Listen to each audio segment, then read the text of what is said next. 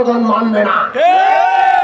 কাজেই মানুষ বিচার চায়, মানুষ সংস্কার চায়, মানুষ নির্বাচন চায়, এবং এই তিনটা জিনিসকে একসাথে চালিয়ে নিন।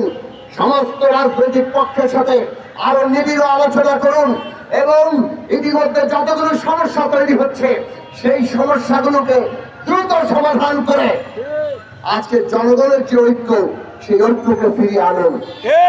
আমাদেরকে অনেক আন্তর্জাতিক পরিস্থিতি মোকাবেলা করতে হবে। বিশেষত ভারত সরকার তাদের উগ্র ফ্যাসিস্ট ওই বিজেপি সরকার, তারা যে ধরনের নীতি গ্রহণ করছে, তাহলে তার বিরুদ্ধে বাংলাদেশের জনগণের ঐক্যই হচ্ছে আমাদের একটা ঐক্য, আর সেই ঐক্যকে সারা দুনিয়ার কাছে আমাদের হাজির করতে হবে। আপনাদের কোন ভূমিকা যাতে জনগণের মধ্যে কোন অনৈক্য সৃষ্টি না করে, সেইটা আপনাদের সর্বাগ্রে বিবেচনায় রাখা দরকার। আর সে কারণে আমরা বলি, আজকে ফারাক্কা দিবসে আহ্বান জানাই, বাংলাদেশের স্বার্থ ঊর্ধ্বে তুলে ধরার জন্য আপনাদের ঐক্যবদ্ধ করার যে উদ্যোগ, সেই উদ্যোগে আমরা দেখতে চাই।